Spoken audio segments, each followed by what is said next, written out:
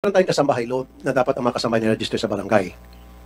Kayo ba ay nakaregister, ni-register sa barangay na nasa household ni Mr. Miss Ruiz? Wala po.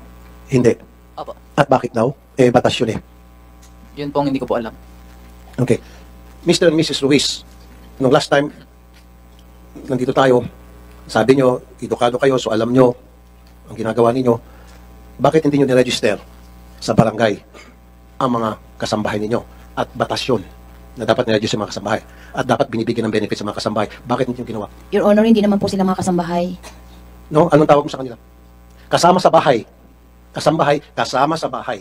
Kaya ang tinawag na kasambahay. Anong tawag mo sa kanila kung hindi sila kasama sa bahay?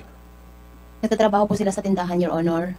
Nagtatrabaho sila sa tindahan, stay-in sila kasama sa bahay. Di ba stay-in sila? Saan sila tutulog? Sa bubong? Natutulog sa bahay mo, di ba? Pagmamayari mo, pamamahay mo, di ba? O, kasama sa bahay.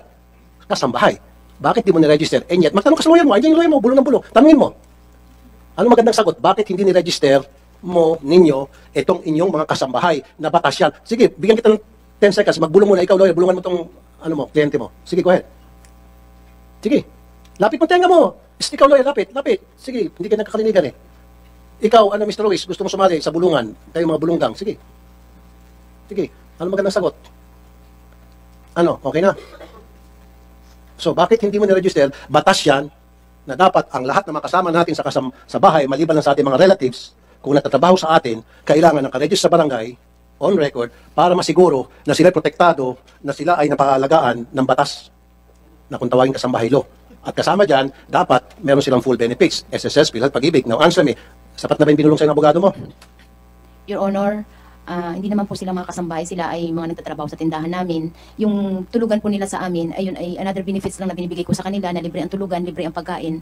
No, Yun po. hindi mo ako naintindihan eh. Nagtatrabaho sila sa tindahan. Okay, kung nagtatrabaho sila sa tindahan at hindi sila kasambahay, so they are worker. So therefore, kung worker sila sa tindahan ninyo, then dapat minimum wage sila na magkano ba sa Batangas? Ang minimum wage? Magkano? Hindi, yung daily. Your Honor, Occidental po kami, hindi po kami Batangas. Saan? Sa Occidental po. Okay. Therefore, kung siguro hindi mo sila kinukonsider na kasambahay, kinukonsider mo sila as worker. Anong klaseng worker? I-define mo. Industrial? Laborer lang po. Kasi Okay, sige, laborer. Sige, laborer. Now, kung laborer sila, dapat ang sweldo nila is 264 pesos per day. Ito yung sa Mindoro noong 2020. Oh, 264. At meron dapat full benefits. So dito may violation na naman kayo. Sige, gusto mong lumusot. Kasi pagkasambahay, maaaring mas mababa sa 264 kasi stay-in nga.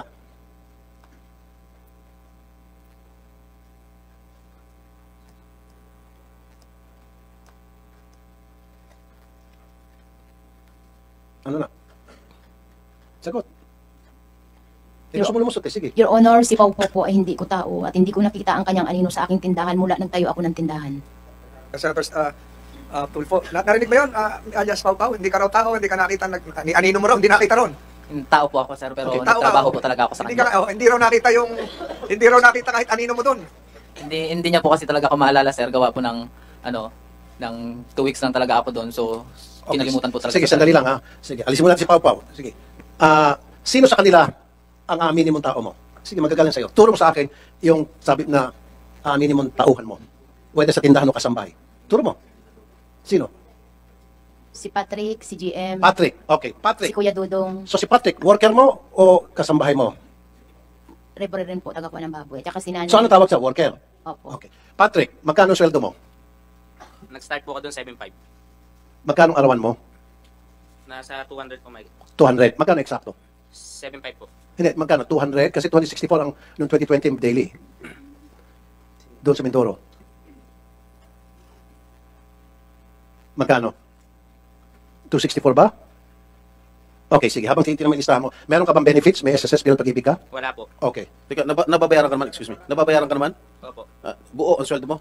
Hindi po kasi po may mga bali po kami. May mga? Bali. Minus di bale. I-minus mo yung bale. Doon sa sweldo mo. Kompleto na tatanggap mo? Opo. Okay. So, ngayon, tinitin pa niya kung magkano yung sweldo niya. Talaga eksakto. Si Patrick, inamin mo ha, na tao mo, worker mo. Now, bakit wala siyang SSS, PhilHealth, Pag-ibig at batas yan? Nasa batas natin yan. Bakit? Sige, lumapit ka pa, pabulong ka sa lawyer mo. Your Honor, yung mga SS nila na kulang ay minaisampa na po sa amin sa dole. Ano po? Yung mga SS po nila at saka yung sinasabi niyo po, nakakulangan ng mga benepisyo nila ay minaisampa na sa amin sa dole. No. Bakit hindi mo sila kinuha ng SSS Pilar Pag-ibig? Bakit wala sila? Your Honor, nung start niya 7.5, sunod na buwan po agad, mataas agad ang sahod niya 9,000. Hanggang ngayon po 10,000 na po. No, it doesn't matter. Kahit na 100,000 ang isahod mo sa kanila, again, nasa batas natin, kailangan may benefits na SSS Pilar Pag-ibig ang lahat ng magagawa. Regardless kung magkano sweldo na pag-usapan ninyo. Your Honor, yung kulang, kung ano po yung kulang namin, inasa dole na po yung aming may, No, pakisagot lang. Bakit hindi mo kinunan ng SSS Pilar Pag-ibig si Patrick na inamin mong empleyado mo na kinonfirm niya, yes, totoo, empleyado ako. So bakit hindi mo kinunan ng benepisyo na nasa batas natin yon? Pakisagot lang.